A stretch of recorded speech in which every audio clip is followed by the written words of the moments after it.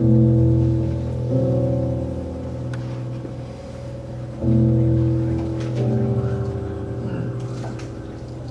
tax code is the 21st century version of slavery.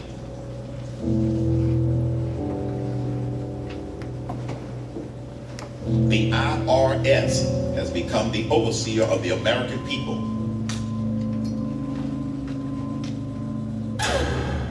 In a Herman Cain administration, April 15th will no longer be a day to be dreaded. My 999 economic growth and jobs plan is a major step towards tearing the chains off the backs of the American people. We have got to supercharge the growth of this economy. Herman Cain says it's really time for massive tax cuts. Take the current tax code and replace it with a 9% tax on corporate profits, a personal flat tax of 9%. So if tax code goes away, you don't have to fill out all those great forms. And a 9% national sales tax. We'll all be able to say, free at last, free at last.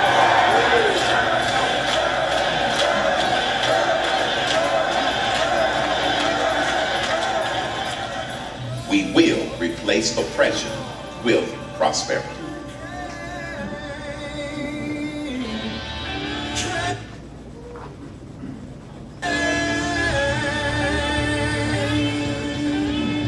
As I'm sure you're all aware, this evening we are honored to have the Chief Counsel and, gotta find my notes here, and Senior Advisor to Cain's campaign. He grew up in Orland Park as a graduate of the University of Tennessee. Peyton Manning, is that where he went? I just tell people I'm following him around. All right. A BA in Political Science in 2003, and he got in the University of Illinois College of Law. He got his jurisprudence, whatever, you know what that is. Yeah, okay. He worked for Congressman Judy Biggert, a Republican of Illinois, worked for Jim Bapp in Terre Haute. Jim was responsible for Citizens United, a member of the staunch conservative. In April 2010, Scott took a case called Doe versus Reed to the Supreme Court, and Jim actually proceeded to do that, as I understand. He'll straighten me out when he gets up here. I won't get to that. Anyway, he left the firm in December to help Herman Cain form his exploratory committee and eventually his campaign. He now serves as general counsel and senior advisor to his campaign. He moved to Spencer, August 2009. He's a member of the St. Jude Catholic Church and volunteers with Big Boys and Big Brothers of South Central Indiana.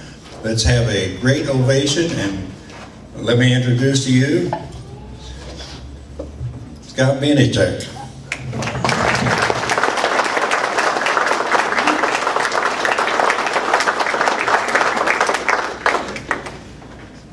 I'm going to try and do it without the mic. Can everybody hear me? I'm going to stand down here because I feel really awkward up there, as tall as I am, standing on a stage. So, glad to be back in Owen County. Glad to be back in Owen County. I suspect when I left to work with Herman Cain in December, a lot of you hadn't heard of him. And I suspect also probably when I set this up to come speak, a lot of you still hadn't heard of them. It's been a very big month for us in the campaign. And I'm going to say it started at meetings like this with folks like you. We call it the citizens movement on the campaign. Our strategy is wildly different than all the other candidates. It's actually engaging voters and talking with you about the problems that we're facing as a country. We've got too many people up in Washington who think they have the solution and they don't need to talk to us to fix the problems that we face as everyday Americans. One of the favorite stories that I have, Mr. Cain, one of the reasons I went to work for him, he explained his leadership style to me. It goes back to his days when he owned and ran Godfather's Pizza. Pillsbury Corporation had owned it. It was one of their subsidiaries. It was going under. It was a loss on their balance sheet. They were going to spin it off and get rid of it. They thought it was over. They were going to lose to Pizza Hut, Domino's. And he took it over. And he's sitting in a boardroom with all the MBA types and the marketing folks and the finance folks. They all have their answers of how they're going to fix the company. their suit and ties, their Harvard educations. They're going to fix the company. He calls an end to the meeting and he says, you know what, folks, that's it. I've heard enough. If you guys had the answers, we wouldn't be in the situation we were in today. So he loads them up, and they go down to a pizza place. And he sits and he talks to the 15 and 16-year-old kids that are making pizza. And he asks them, how do you turn this company around? How do you save money? And the 16-year-old kid looks at him and he says, boss, I've got 15 ingredients in front of me. I use 5 of them. Sausage, green pepper, pepperoni, onion, and mushroom. The others, I don't touch them. I open them in the morning, I throw them out at night. You're wasting money. Simplify the process. Nobody's going to be upset if you get rid of the anchovies. I got 3 crusts. I only make 1. Nobody even knows we have the other 2. Get rid of the 2 crusts. You're wasting money. His leadership style is to go to the people closest to the problem because they have the answers. Just like the 16-year-old kid, taxpayers know what the problem is facing our country. Saw a little bit about the 999 plan. It's about throwing out the tax code. I had the unfortunate ambition in law school of wanting to be a tax attorney. Took all the tax courses I could take. I can tell you that Title 26, the United States Code, that's the Internal Revenue Code, is just as big as the rest of the entire United States Code. And that's actually only half of the tax code. The regulations are just as big. And in that is nothing but loopholes and tax breaks to industries where the lobbyists have gone in and gotten the government to pick winners and losers, be it ethanol, any other industry. They've all got their tax breaks. And so what 999 is, it's a radical change. It's get rid of the entire tax code, throw it out, and start with 3 simple tenets.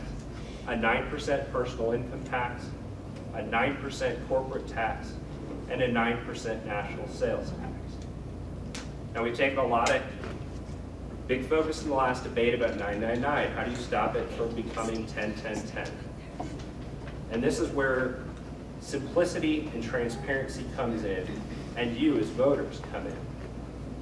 I encourage you to ask, here in Indiana, we do have a state sales tax. I encourage you to talk to your state legislators and ask them how easy it is to change the state sales tax. I don't think any of you are willing to vote to increase the state sales tax.